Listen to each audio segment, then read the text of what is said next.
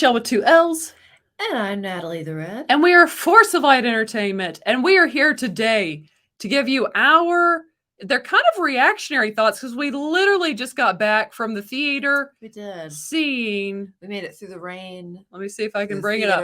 Seeing Indiana Jones and the Dial of Destiny. Yes, we just got out of that theater. This isn't just any dial, folks. So let us get into our thoughts. Yes, let us get into our thoughts. We give you kind of our, usually the way we do our reviews. And for those of you who enjoy reviews, enjoy reactions, go ahead and hit the subscribe button. Also give the video a thumbs up. But for those of you who are new, we give you our initial thoughts. Then we tell you what we like, what we didn't like, and finally we rate. What we hated. Finally we rate the movie. So initial thought. My initial thoughts on Indiana Jones 5, and I want to preface this with the two of us grew up watching the original Indiana Jones trilogy a lot. Yeah, we were fans. Big fans of Indiana Jones. And I even remember going to the theater opening night to see Crystal Skull when that came out, I think a little over 10 years ago now. So big Indiana Jones fans, both of us. So what were our initial thoughts? My initial thought, and I will keep it brief and we'll go into the next segment, was most boring Indiana Jones movie to date. Natalie, what were your initial thoughts? You can say that twice. I think we had similar thoughts actually on that one. Yes. I mean, I don't like to be a negative Nancy. You all know that. But we are truthful. But I am honest, and we are truthful here at Force of Light. And this movie was very boring. I think you said you struggled at times not to fall asleep at a 3:00 showing. And I even and she can tell you guys this is true. I said maybe it was me, maybe I was just tired, but I'm a side sleeper. I kind of have to lay down, but I almost accomplished the real thing just sitting there. Yes. Okay. If that puts it in perspective. So now let's get into, you got our initial thoughts. Let's get into what we liked. And that's going to be a short list for me. And saying that, it's not like I absolutely despise this movie. It's not like that. It's not like, man, it's just so offensive or atrocious or wow, it's just so awful. But it was the worst offense of boring. I'd have to say. But Michelle, I'm just gonna say it right now. in the words of my daughter, my teen daughter, this movie low-key sucks. Well, yeah, but okay. So agree or disagree? Let's get it. We'll get to that later. Let's get into what I liked about this movie. I can give you two things. I'll give you three.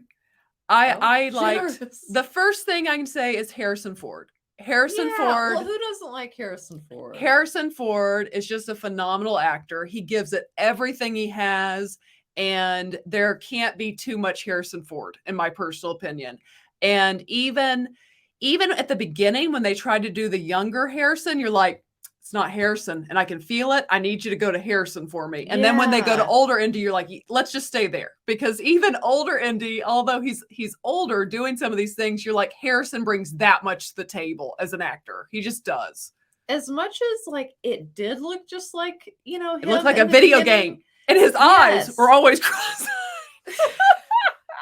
Well, that, and it's just like, did it not look though? It was almost like if you've perfectly mixed the original him at that age and him now, like fused together. Well, because you had an older Indiana Jones voice. You had older Harrison's voice coming out of this young man's body. But even something about the face, it was confusing to the eyes and the senses. It was a lot, but we're in positives right now, Natalie. That's right. A positive was Harrison Ford. Second positive, there were times, like I always loved John Williams' themes. I could pick up my ears again, being a Star Wars Indiana Jones fan. He did so much of my childhood. The theme, when Indiana Jones theme kicks in, it puts a smile on your face. And John Williams' score is he's John Williams. He's the GOAT. So I give you that. This reminds me of a negative I'll have later on. Well, and then also, last thing I will say is it is always nice to see, and this isn't really a spoiler, I don't believe, it is very nice to see Karen Allen on screen. That it was heartwarming. It was. So that's what I have to say positive. Natalie, are those kind of your positives? Yeah. I feel like they probably are. I liked how it was like set in the the late 60s. Mhm. That they could have done a lot with that. It could have been cool. Yes, we're gonna get in that, and yes, okay. So let's move in. This is why we can't have nice things. All right. Let's move into our negatives, which, as you see, are more than that. For starters, this Indiana Jones is known for being fun. They're fun adventure stories. This is not fun. This is boring and long, and that movie had the least amount of humor, not just of any Indiana Jones movie I've seen. There was no humor. And I'm not one of these, like, say Marvel has gone just carried away with humor in a dumb way. Yeah, they can keep that cheesy pizza. That's not what we're talking about. No, but Indiana Jones, like Harrison Ford himself, is funny. Yeah. He's funny. He just can't help himself.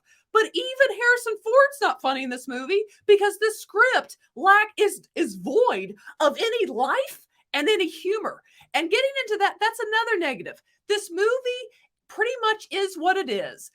They wanted a cash grab to milk another IP, and you can tell it. It's devoid of life. This feels like a lifeless corpse of a movie. It feels very much that. It kind of was reminiscent of the latest Jurassic Park when they brought back legacy characters. Yes. Oh, and that movie sucked. Because we're just like barely into the movie and we see Indiana Jones' face and they're like cheap shot with the music to make it all like, oh, we're I felt nothing in that moment. Yeah, I felt nothing. So you understand what I'm saying?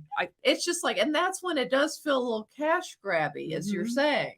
Because basically what it is we have the shell. They're just like, oh, people are going to love it. Yes, because it's like this. Harrison Ford's back. We'll make it kind of look like Indiana Jones, even though many times this movie felt cheap looking to me, and I can't explain that yet. I thought they filmed on location a lot more than I feel like they actually ended up doing. Right. But it's almost like it in this very shallow way, it's Indiana Jones, but it's devoid of the life of Indiana Jones. And I will say this, and I know Crystal Skull and the genuine mystery. Yes. I feel like that's an adventure. The originals had. Adventure. Yes. It's fun. I will say this. I enjoy Crystal Skull quite a bit more than that movie. And I've not seen that in years. And I know there's some awful moments in that movie, but at least it was fun. At least like it felt kind of like Indiana Jones. This just felt like a boring James Mangold movie. I mean, that's kind of what it felt like to me.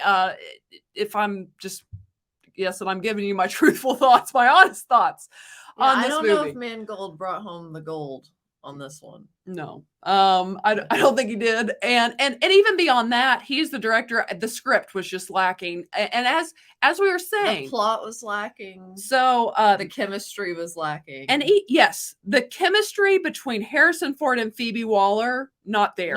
Non-existent. Doesn't exist. And you needed what chemistry? If you're gonna pick a female character, for starters, everyone wanted Short Round. Why didn't you just give a Short Round, who just had his big moment at the Oscars recently? Why didn't we get them? Why couldn't he have made a cameo or just been the other lead character?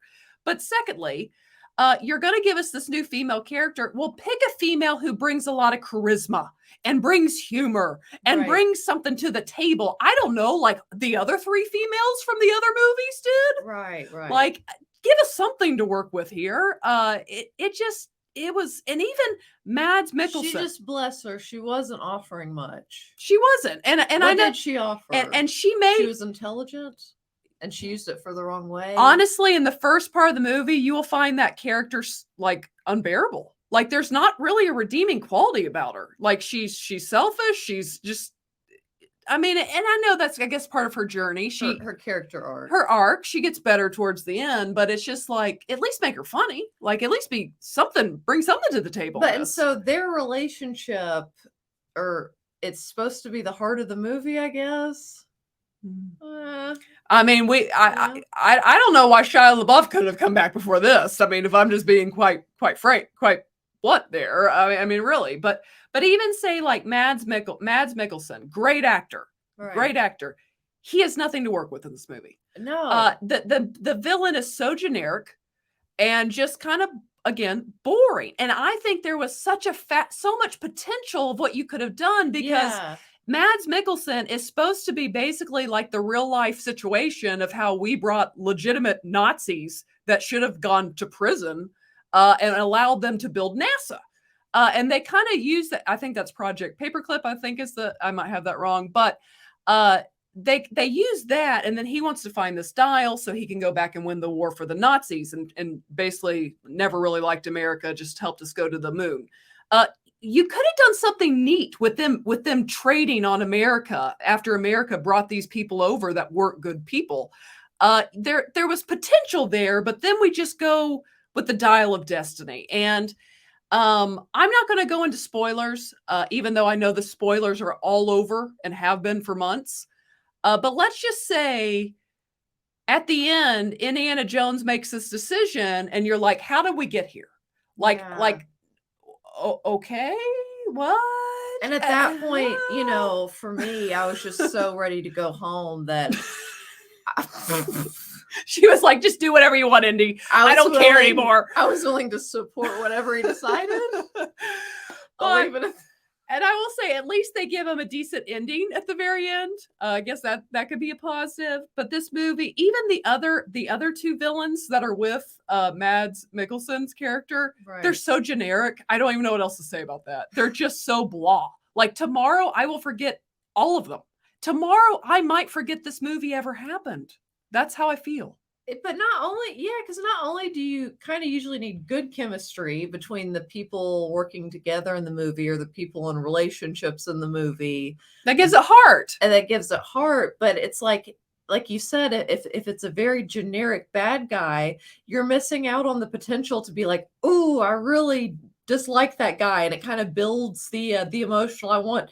But it's just like you don't even feel anything for them. It's just like, oh, there's the bad guy. No. And again, this movie actually had very talented people in it. So this is no knock on them as talented individuals. Right. Yeah. It just did not come together in an Indiana Jones way. You could feel the absence of George Lucas. You felt the absence of Steven Spielberg in this movie. And basically, when there was no George Lucas and no Steven Spielberg, this should not have happened, Kathleen Kennedy. Yeah, that's what I told her kind of on the way back. I just think this movie, the word that comes to mind is it was just kind of unneeded. I mean, kind of like Disney does with everything. Right. But yes, that's kind of how we feel about it. Not just on a negative note. In the words of Forrest Gump, and that's all I have to say about we have to say about that. But okay, so final rating of the movie. I will give it out of 5 hoots, be maximum level enjoyment. I will give it 2 out of 5 hoots due to Harrison Ford. I'm going to give it 2. I'm going to give this 1 hoot. I'm going to be straight up with I mean, it's not that. It wasn't giving, It wasn't.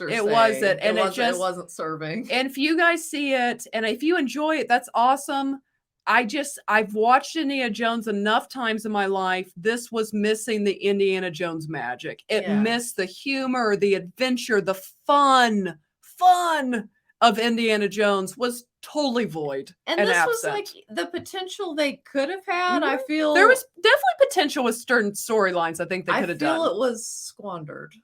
It was squandered, and I think some of it was kind of forced to a degree. There was just a lot of things that I think were forced in the script that didn't need to be there. And by that, I really just mean the new character. but that's I mean, she's not the only issue. No, we're not at all. Not at all. And again, I know she's been a talented writer and actress in her own right at different times. There's plenty of blame to go around for this. There's a lot of blame to go around for this movie, and the fact that it was ever greenlit without George Lucas or Steven Spielberg. But yeah, I give it 2 out of 5 hoots. Natalie gives it 1 hoot. Hopefully the next movie review we do. Actually, the next movie review will be Mission Impossible. So I feel it's going to be positive. I've got good hopes for this for myself of what I'm going to think about that movie. But for Indiana Jones, it was bleak. We tried, you guys. But you know what? We got 3 great movies from Indiana Jones. And they can't take them away from us. We're just gonna pretend this one didn't happen. And I'm gonna and the 4th one that people hate, it's moving up in people's books after this one. I have a feeling it will do that. But that's our thoughts, non-spoiler thoughts on Indiana Jones and the Dial of Destiny. Are you guys going to see this movie? Have you seen it? What did you like? Did you like it? What did you not like? Share your thoughts below. And if you have not yet, go ahead and hit the subscribe button. Also give the video a thumbs up. And as always, ladies and gentlemen, remember to be a force of light. All right. Bye, guys.